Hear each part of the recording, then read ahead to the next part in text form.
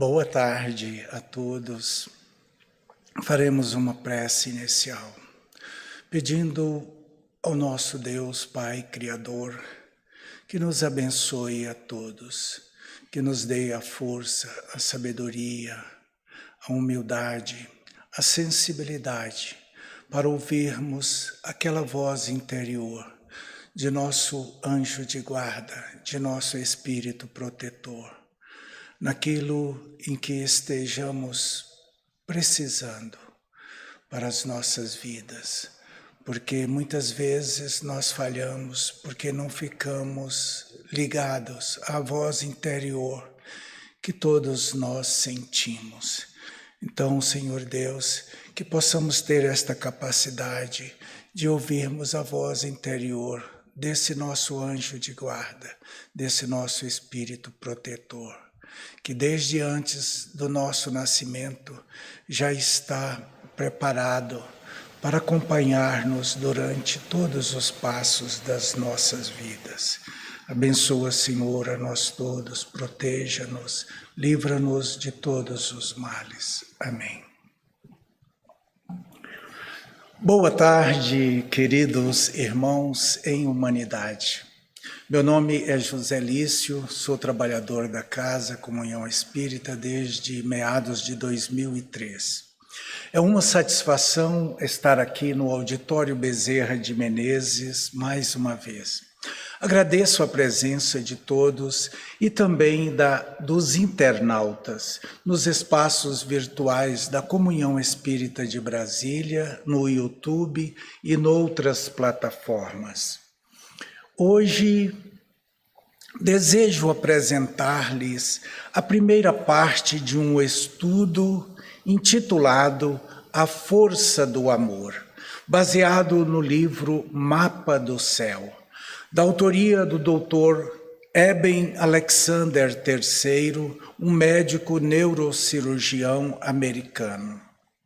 Inicialmente, observem a epígrafe.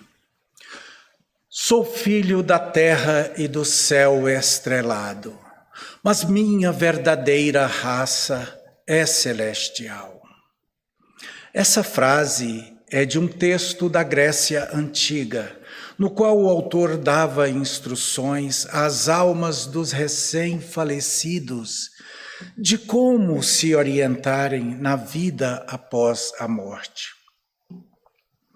Queridos irmãos, muitas pessoas acreditam que quando o corpo físico morre, a alma, a chama eterna, simplesmente desaparece, como se jamais tivesse existido.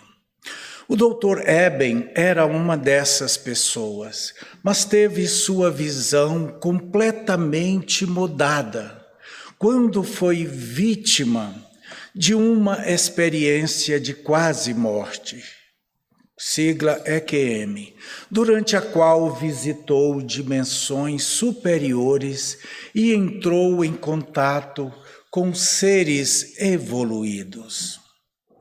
Sobre o citado médico cirurgião, disse o escritor Raymond Moody Jr., Eben Alexander nos leva da sabedoria dos filósofos gregos às mais recentes pesquisas médicas para nos dar uma visão geral do misterioso lugar conhecido como vida após a morte. Um livro curioso que aborda o céu por meio da ciência, da filosofia e da experiência de inúmeras pessoas que já estiveram lá. Queridos irmãos, imaginemos primeiramente o casamento de dois jovens. A cerimônia finalizou e estão todos reunidos nos degraus da igreja para uma foto. Mas neste momento em particular, o casal não percebe as outras pessoas. Ambos estão concentrados demais um no outro. Ele olha fundo nos olhos dela e ela idem para ele. Estão olhando para as janelas da alma, como disse Shakespeare. Olhar fundo, uma palavra curiosa para caracterizar uma ação que, na verdade, sabemos que não tem profundidade nenhuma. Mas é óbvio que todos sabem o que se está falando. Você está vendo a alma dessa pessoa, a parte do ser humano que o filósofo grego Heráclito se referiu quando escreveu. Mesmo que viajasse para todo o sempre, você ainda não encontraria os limites da alma. Tamanha é a sua profundidade e vastidão. Numa tarde chuvosa, a mulher está sentada diante da janela, segurando o porta-retratos que abriga aquela foto do dia do casamento. Olha para a imagem, vê a jovem que um dia fora, olhando fundo nos olhos do marido, e lembra-se de que naquele instante ele era mais real do que qualquer outra coisa no mundo. Onde está ele agora? Será que ainda existe? Ela sabe o que a religião diz sobre o assunto. Seu marido foi para o céu, um céu no qual ela diz acreditar, embora ela no fundo não tenha muita certeza disso. Sim, ela amava o marido, mas o amor é uma emoção, uma reação eletroquímica que acontece no fundo do cérebro, liberando hormônios, ditando nossos humores, dizendo-nos para ficarmos felizes ou tristes, alegres ou desolados. Em suma, o amor não é real. Afinal de contas, o que é real?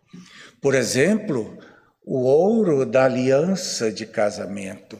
Mas e o laço de amor perfeito, pleno e eterno, entre duas almas imortais, que aquele anel deveria representar?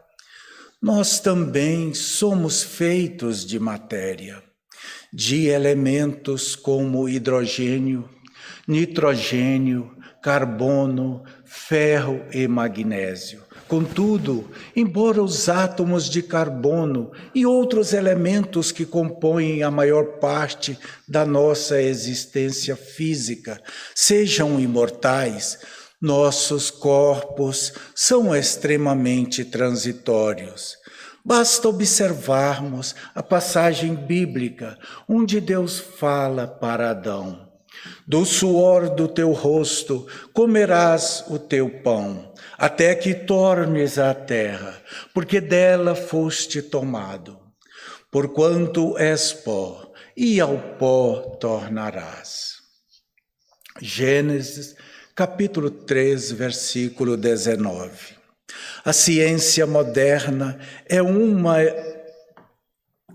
evolução da técnica ancestral chamada alquimia. Há quem diga que ela surgiu na Grécia Antiga.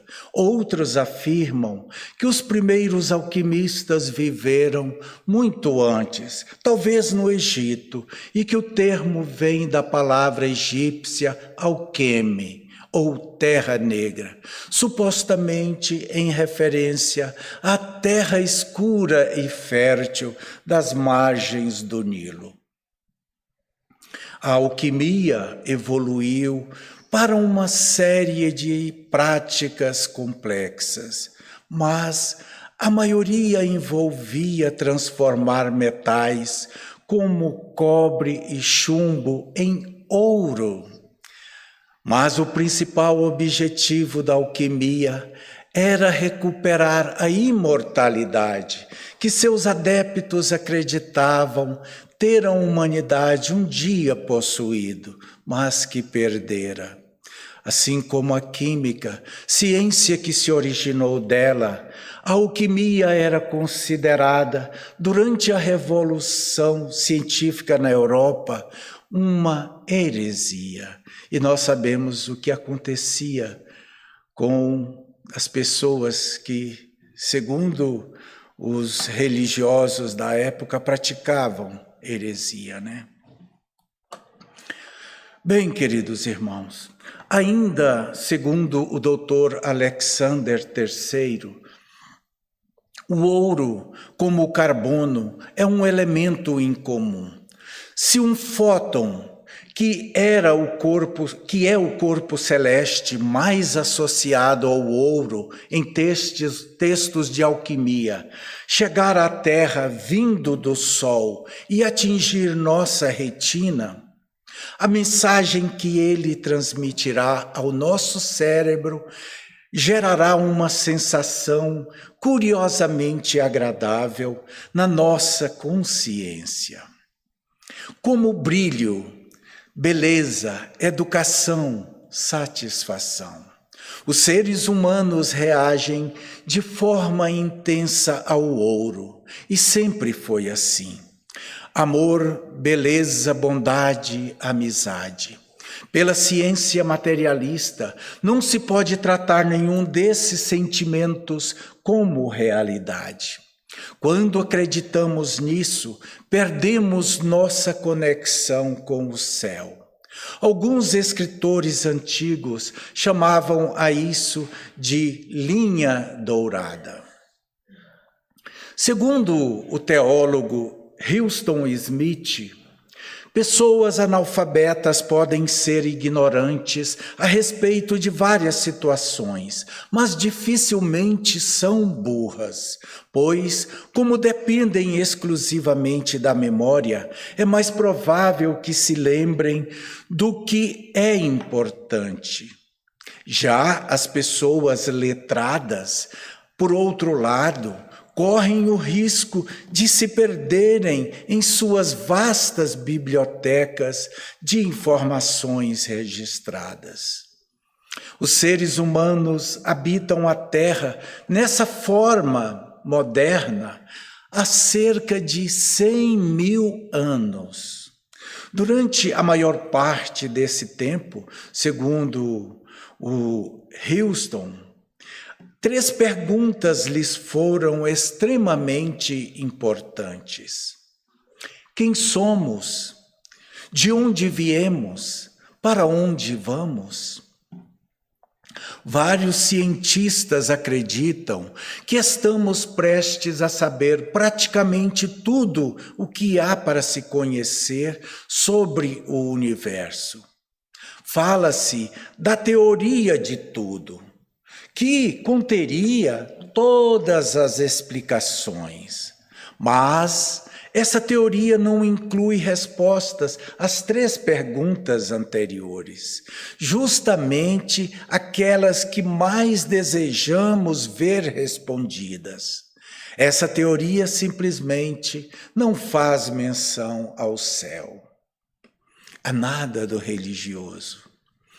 O doutor Alexander finaliza essa parte dizendo: por mais que saibamos que o céu, no sentido de paraíso, atribuído a ele no Novo Testamento, não esteja literalmente lá em cima, muitos de nós ainda sentem que existe uma dimensão mais elevada, acima do mundo terreno.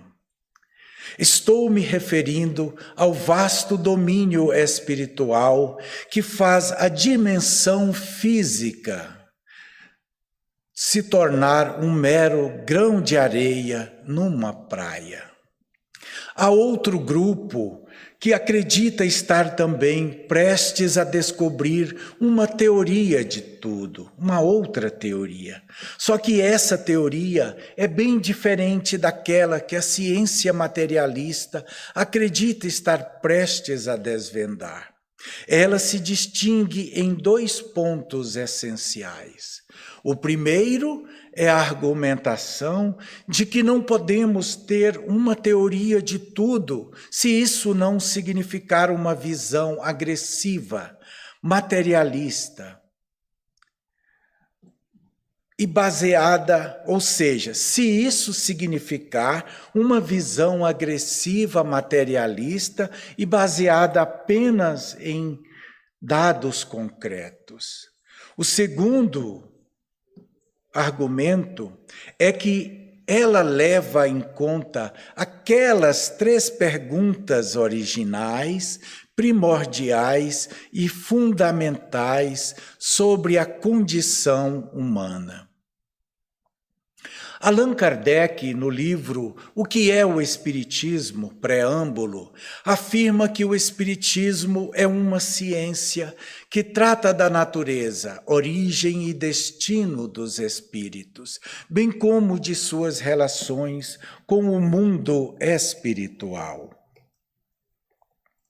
O Espiritismo realiza o que Jesus disse a respeito do Consolador prometido, conhecimento das coisas, permitindo que o homem saiba de onde vem, para onde vai e por que está na terra. Atrai para os verdadeiros princípios da lei de Deus e consola pela fé e pela esperança. Evangelho segundo o Espiritismo, capítulo 6, inciso 4. Allan Kardec, né? Outra constatação é que o Espiritismo ainda nos ensina que Jesus é o guia e modelo para toda a humanidade e que a moral do Cristo contida no Evangelho é o roteiro para a evolução segura de todos os homens. Volto agora, irmãos, ao autor do livro Mapa do Céu, quando o Dr. Eben Alexander III diz: no século XX, a ciência, em especial um ramo conhecido como física, teve uma surpresa. Os átomos, aqueles objetos indivisíveis, sólidos como rocha, não eram tão sólidos ou tão indivisíveis assim. A matéria se revelou uma questão intrincada de forças materiais superpoderosas. Então, como se já não bastasse, outro fator entrou em jogo. A ciência já o conhecia há muito, mas até então apenas o ignorava. Embora os povos pré-científicos já o colocassem no centro de suas concepções da realidade, a ciência só cunhou um termo para designá-lo no século XVII.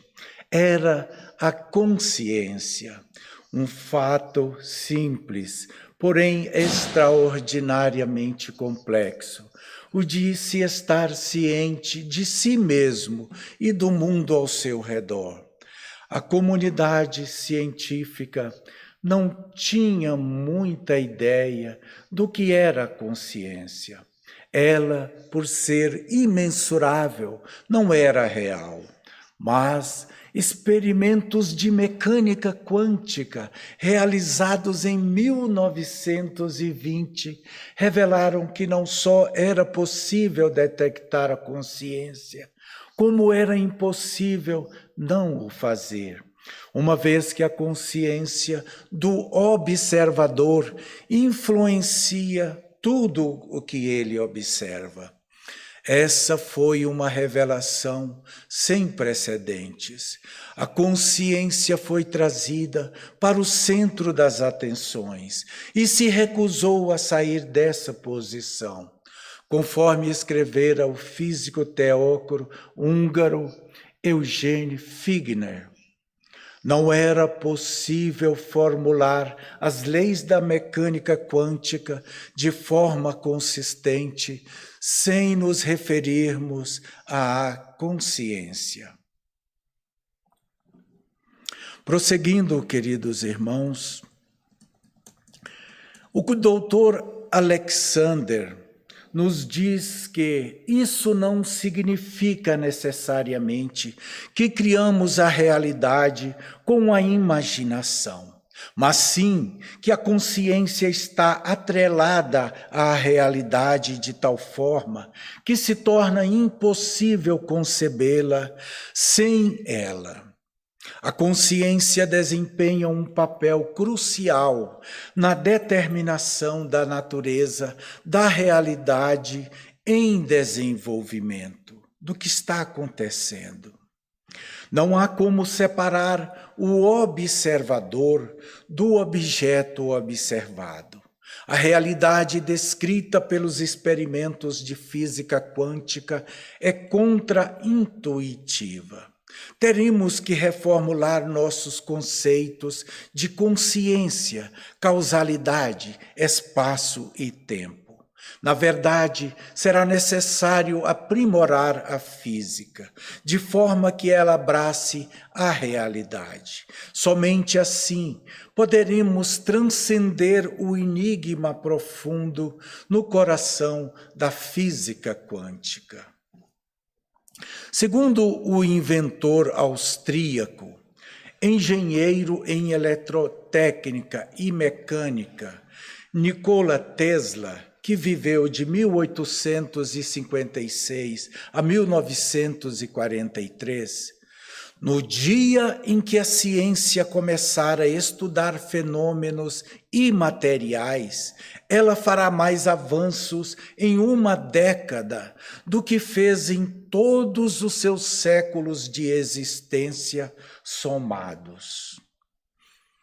O doutor Alexander afirma que a nova teoria desse mapa de tudo, do qual é partidário, irá incluir todas as descobertas revolucionárias que a ciência fez em todos os séculos passados, principalmente aquelas sobre a natureza da matéria e do espaço, e sobre a importância da consciência.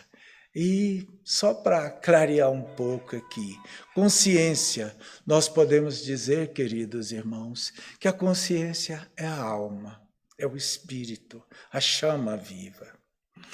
Ela, a consciência, irá abordar o comportamento das partículas subatômicas, que, segundo o físico Werner Heisenberg revelou, nunca estão fixas, mas em estado constante de probabilidade estatística, de modo que podem estar aqui ou ali, mas nunca paradas em um ponto específico. Também irá incluir descobertas como a de Erwin Schrödinger, desculpem a pronúncia, segundo a qual o resultado de determinados experimentos subatômicos é determinado pela consciência do observador. Ou seja, tudo que estamos vendo é determinado pela consciência, pelo espírito do observador.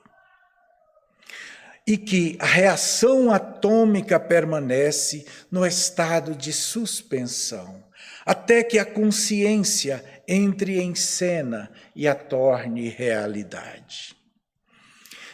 Este novo mapa de tudo incluirá ainda dados oriundos de uma área à qual a ciência materialista não deu qualquer atenção no passado e que a religião dogmática vem ignorando sistematicamente.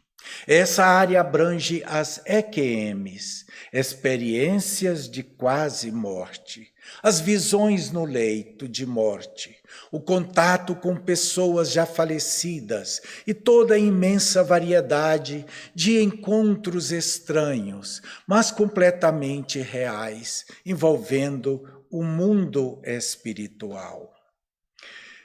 Queridos irmãos, o doutor Eben Alexander ainda disse: vale ressaltar que eu estava conhecendo uma dimensão da consciência que existia completamente à parte das limitações de meu cérebro físico.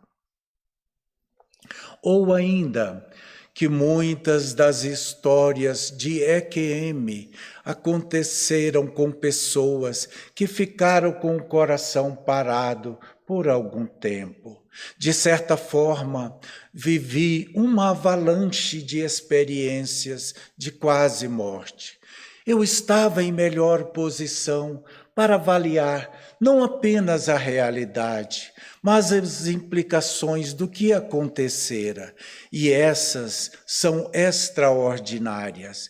Minha experiência mostrou-me que a morte do corpo e do cérebro não é o fim da consciência, e que a existência humana continua no além-túmulo. E mais importante ainda, ela se perpetua sobre o olhar de um Deus que nos ama e que se importa com cada um de nós, com o destino do universo e de todos os seres contidos nele. Isso não significa que eu tenha abandonado a atividade médica e a carreira de neurocirurgião. Mas, agora que tive o privilégio de entender que a vida não termina com a morte do corpo ou do cérebro, encaro isto como minha obrigação, como meu chamado, relatar às pessoas o que vi, além do corpo e além desta terra. Prosseguindo, queridos irmãos, trago-lhes outra incrível narrativa do Dr. Alexander, desta feita em relação ao tema A Melodia Giratória e o Mundo Novo. Escreveu ele: alguma coisa apareceu no escuro. Ela irradiava uma luz dourada e, à medida que avançava, a escuridão à minha volta começava a se fragmentar e dissipar. Então escutei um novo som, um som vivo, com uma mais rica e complexa melodia que já tinha ouvido. A luz foi chegando cada vez mais perto, girando em torno de mim. Então, o centro da luz apareceu outra coisa. Eu me concentrei ao máximo para descobrir o que era. Quando atravessei a abertura, me vi em um mundo inteiramente novo. Um mundo mais belo e estranho que eu já tinha visto, brilhante, vibrante, arrebatador, maravilhoso. Eu poderia amontoar adjetivos um após outro para tentar escrever esse mundo, mas nada do que dissesse poderia traduzir o que eu via e sentia. Era como se eu tivesse acabado de nascer. Embaixo de mim havia uma campina. Ela era verde, exuberante e parecia feita de terra. Mas ao mesmo tempo não era. Minha sensação era a mesma que se tem ao visitar algum lugar onde costumávamos ir quando crianças. A gente se lembra do lugar e se alegra por ter voltado ali. Eu estava voando. Passei por árvores e campos, rios e cachoeiras, e avistei pessoas aqui e ali. Também havia crianças rindo e brincando. Todos cantavam e dançavam em círculos. E vi até cachorros correndo e saltando entre elas, igualmente tomados de alegria. As pessoas vestiam roupas simples, mas bonitas. Um mundo de sonho belo e incrível. Só que não era um sonho, embora não soubesse onde me encontrava e nem mesmo o que era aquilo tudo.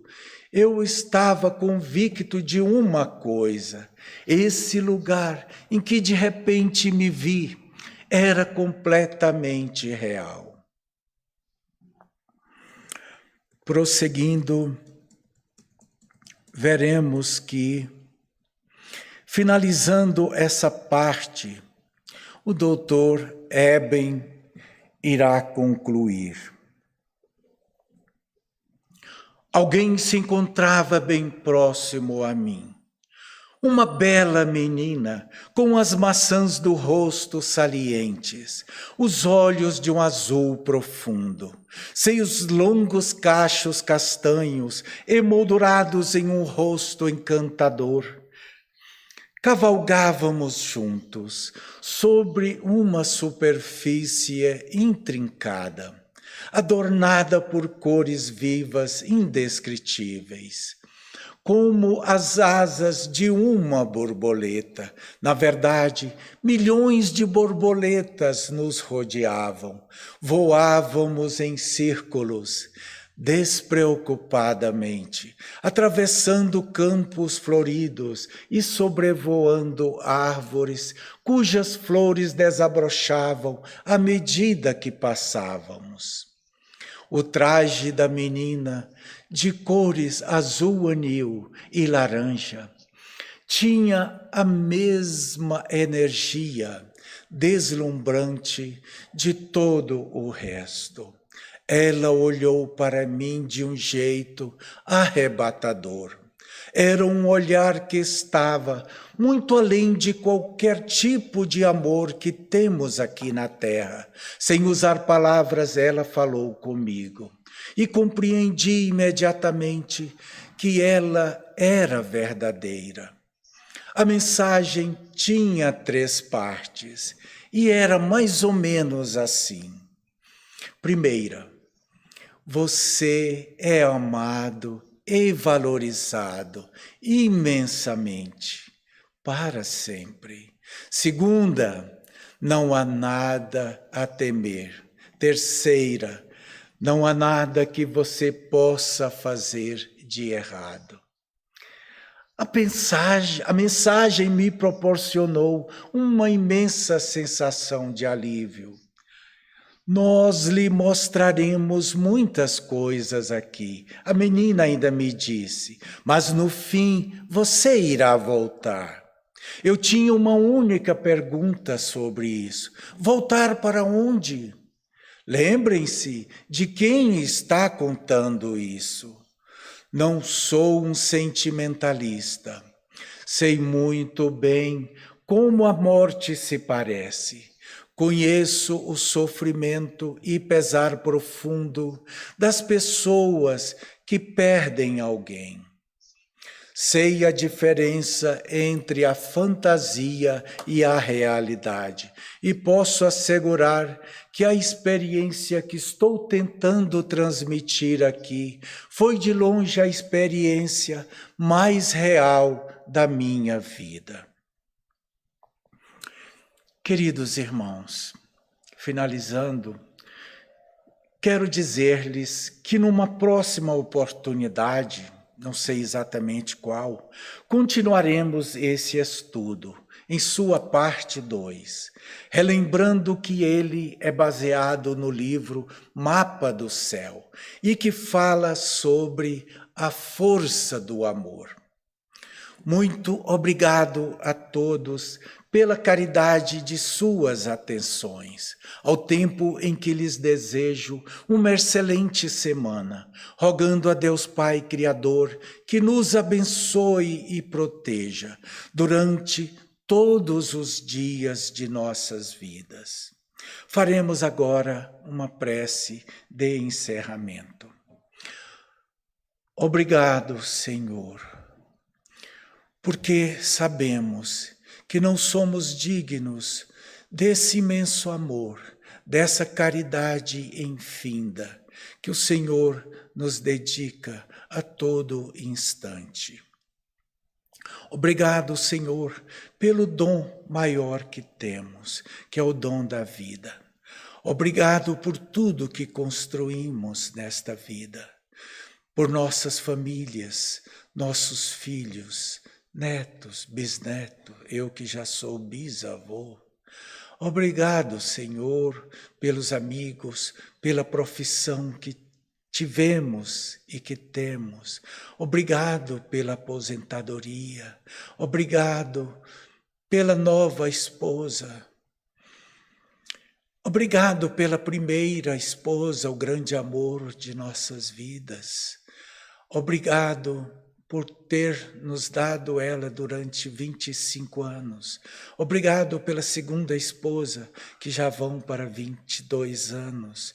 Obrigado pelas doutrinas que tive, pelas religiões que tive, católica, na Umbanda, agora o Espiritismo, codificado por Allan Kardec, porque sabemos que tudo é aprendizado, tudo é evolução. E temos, Senhor, que agradecer mais ainda por esse grande homem, Chico Xavier, que soube viver o amor e enfrentar tudo, cuspidas na cara, xingamentos, tudo, e nunca se maldizeu de nenhuma religião, ensinando-nos o que é amor, e sendo o tradutor, aquele que trouxe mais de 450 livros para a nossa humanidade. Obrigado por tudo, Senhor. Obrigado por este momento, por estas presenças amigas. Obrigado pelo que estou fazendo no momento. Obrigado, Senhor. Amém.